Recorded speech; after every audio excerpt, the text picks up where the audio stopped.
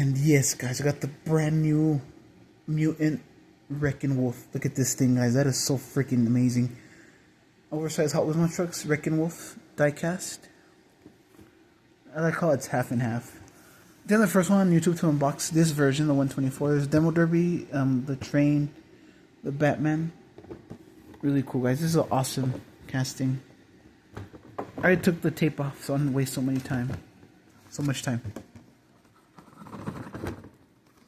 That's really in there. Come on, guys, please hold. Okay, sorry about that. There's a backing card, Mutant Chaos, with the slime monster. Pretty cool, but the truck is what I want to get to. Oh, look at the box on the bottom. It's slime, Hot Wheels. I love the packaging. So let's go ahead and show this, guys. Oh, no, this is a nice casting. Look at this. New tire mold. Wreckin' Wolf, guys. The wolf part right here. Really awesome. The chains.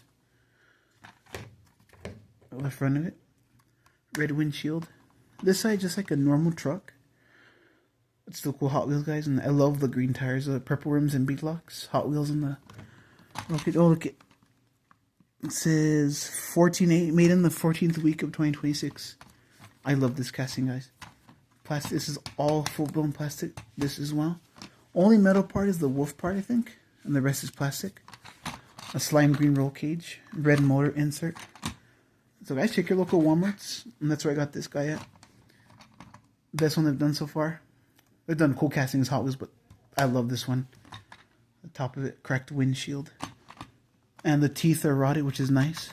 It's plastic. It has teeth in the red ones. They're not painted. It's still pretty cool. I love how it's like a double monster truck. Of course, look at the tires.